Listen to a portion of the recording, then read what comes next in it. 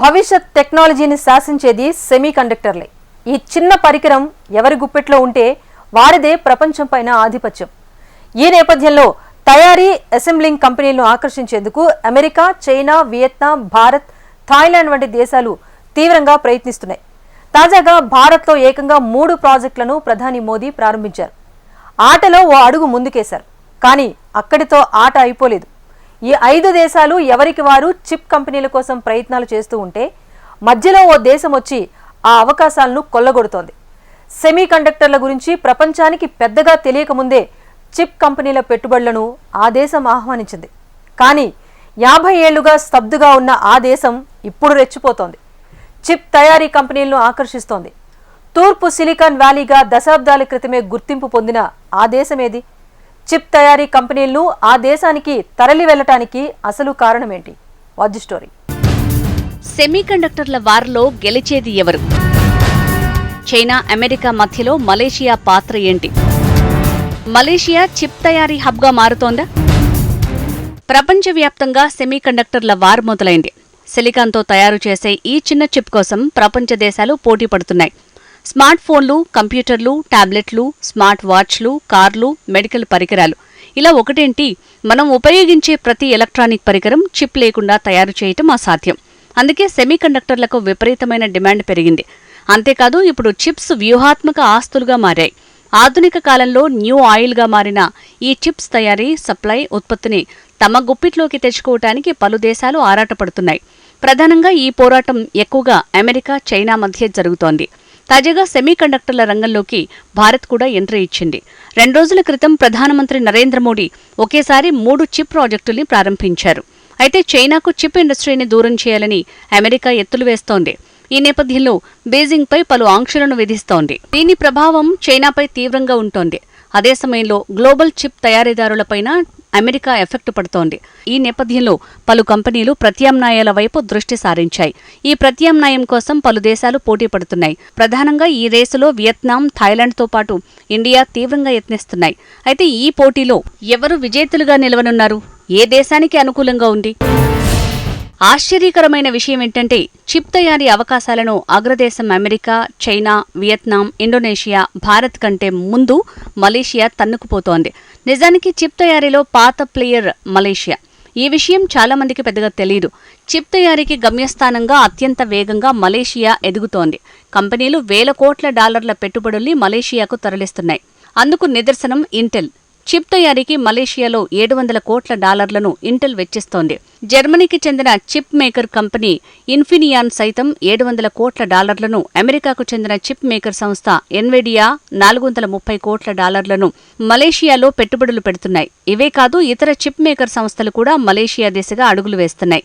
ఆస్ట్రేలియాకు చెందిన ఏటీఎన్ఎస్, Texas instruments, Ericsson, జర్మనీకి చెందిన బాచ్, అమెరికాకు చెందిన లాచ్ రీసెర్చ్ వంటి అన్ని సంస్థలు తమ పెట్టుబడుల్ని మలేషియాకు తరలిస్తున్నాయి. ప్రధానంగా కెడా, పెనాంగ్, పెరక్ రీజియన్లలో ఆయా కంపెనీలు భారీగా నిధులను కుమ్మరిస్తున్నాయి. ఈ 3 ప్రాంతాలు చిప్ మేకర్లను ఆకర్షిస్తున్నాయి. అయితే ఈ 3 ప్రాంతాల్లోనే చిప్ మేకింగ్ కంపెనీలు ఎందుకు పెట్టుబడులు పెడుతున్నాయి? సెమీకండక్టర్ తయారీకి పెట్టుబడుల గమ్యస్థానంగా మలేషియా ఎలా మారింది అంటే, నిజానికి చిప్ వార్ ఇప్పుడు ప్రకంపనలు సృష్టిస్తోంది. కానీ అర్ధ శతాబ్దం నుంచి మలేషియా చిప్ తయారీలో రాణిస్తోంది. అమెరికాకు చెందిన చిప్ మేకర్ దిగ్గజం ఇంటెల్ తొలి విదేశీ ఫ్యాక్టరీని 1972లో మలేషియాలోని పెనాంగ్లోనే స్థాపించింది. 1970లో చిప్ తయారీలో మలేషియా దూకుడును ప్రదర్శించింది. చిప్ పరిశ్రమలకు స్వేచ్ఛా వాణిజ్య ప్రాంతాన్ని అందించింది. అంటే భారీగా పన్ను మినహాయింపును ఇచ్చింది. అంతేకాదు, మలేషియాలో కార్మికులు కూడా చౌక ధరకే లభిస్తారు. ఇక ఈ దేశం గతంలో బ్రిటిష్ వలస కాలనీగా ఉండేది. అంటే ఇంగ్లీష్ మాట్లాడే వర్క్ ఫోర్స్ ఎక్కువగా లభిస్తుందని అర్థం. ఇక చిప్ల ఎగుమతులను మరింత సులభం చేసే షిప్పింగ్ పోర్ట్ సౌలభ్యం కూడా ఉంది. ఈ కారణంగానే 1970లోని మలేషియాలో ఇంటెల్ తొలి విదేశీ ఫ్యాక్టరీని ఆ దేశంలో ఏర్పాటు చేసింది. దీంతో మలేషియా చిప్ తయారీదారులకు చక్కటి అవకాశంగా మారింది. 52 ఏళ్ల తర్వాత పెనాంగ్తో పాటు దాని చుట్టుపక్కల రాష్ట్రాలు చిప్ హబ్గా మారాయి. ఇంటెల్ మార్గంలోనే MMD, Hitachi, HP, Hewlett Packard వంటి అనేక కంపెనీలు మలేషియాలో కొద్ది దశాబ్దాలుగా భారీగా పెట్టుబడుల్ని తీసుకువెళ్లాయి. నిజానికి మలేషియాకు చెందిన పెనాంగ్ ప్రాంతం తూర్పులోని తొలి సిలికాన్ వ్యాలీగా రికార్డుల్లోకి ఎక్కింది. 1970లోనే చిప్ తయారీ ప్రారంభమైన ఇన్నాళ్లు మలేషియా ఎందుకు వెలుగులోకి రాలేదు అంటే ఇక్కడే ఓ సమస్య ఉంది. నిజానికి మలేషియాలో మొదట్లో చిప్ తయారీలో హైటెక్ ఉద్యోగాలు లేవు. కేవలం చిప్ అసెంబ్లింగ్ పనులే జరిగేవి. కేవలం సప్లై చైన్స్ కి వెనుక చిప్ పనులు జరిగేవి. నిజానికి చిప్ అసెంబ్లింగ్ ద్వారా పెద్దగా ఆదాయం సమకూరదు. అందుకే మలేషియా కూడా దీనిపై పెద్దగా ఆసక్తి చూపలేదు. దశాబ్దాలుగా అసెంబ్లింగ్కే పరిమితమైంది. అయితే ఇప్పుడు మలేషియా అధునాతన చిప్స్ తయారీకి వేదికగా మారుతోంది. ఈ నేపథ్యంలో ఇంటెల్ ఏకంగా $700 కోట్ల పెట్టుబడిగా పెడుతోంది. ఈసారి అసెంబ్లింగ్ కాకుండా చిప్ తయారీకి ఇంటెల్ పెట్టుబడులు పెడుతోంది. చిప్ తయారీని 3D ప్యాకేజింగ్గా పిలుస్తారు.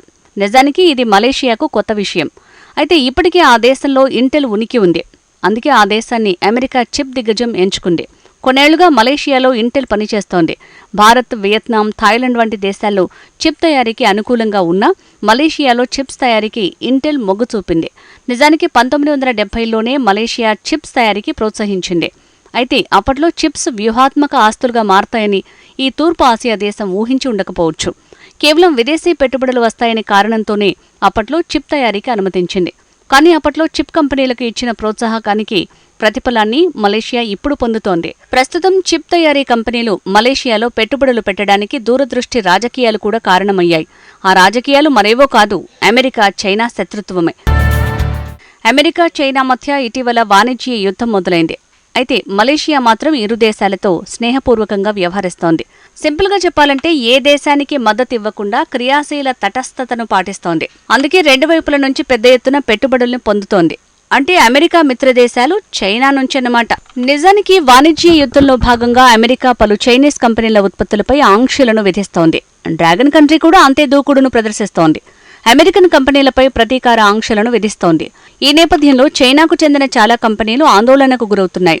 అమెరికా ఆంక్షల నుంచి తప్పించుకునేందుకు సమీపంలోనే ఉన్న మలేషియాకు పరుగులు పెడుతున్నాయి. పినాంగ్లో ప్లాంట్ల ఏర్పాట్లు చేస్తున్నాయి. మలేషియాలో ఉత్పత్తి చేసే చైనీస్ కంపెనీలకు ఎలాంటి ఆంక్షలు వర్తించవన్నమాట. అందుకే మలేషియాలో జాయింట్ వెంచర్లలో ప్రవేశిస్తున్నాయి. అమెరికా సైతం మలేషియాలో తయారైన చిప్లను నిషేధించడం లేదు. ఇప్పటికే మలేషియా నుంచి 20% చిప్లను అమెరికా దిగుమతి చేసుకుంటోంది. తైవాన్, వియత్నాం నుంచి లేదా మలేషియా నుంచి 20% దిగుమతులు చేసుకోవటం చాలా ఎక్కువే. అందుకే మలేషియాపై చైనా సంస్థలు కన్నేశాయి. రెండు వైపుల నుంచి పెట్టుబడులు వస్తుండటంతో కౌలాలంపూర్ ఖుషి అవుతోంది. అయితే తటస్థంగా నిరంతరం సాగటం అనేది కత్తిమీద సాములాంటిదే. ఇక్కడ అసలు విషయం ఏంటంటే ఏదైనా వివాదం వస్తే అటు చైనా ఇటు అమెరికా ఏమాత్రం తగ్గే అవకాశం ఉండదు. మలేషియా పాటిస్తున్న తటస్థ వైఖరి సరిగ్గా ఉన్నంతవరకు అంతా బాగానే ఉంటుంది. ఒకవేళ ఈ వైఖరి వికటిస్తే మాత్రం రెంటికి చెడ్డ రేవడిలా ఆ దేశం పరిస్థితి తయారవుతుంది. ఇంకా సింపుల్గా చెప్పాలంటే ఆటలో అరటి పండులా మారే ప్రమాదం ఉంది.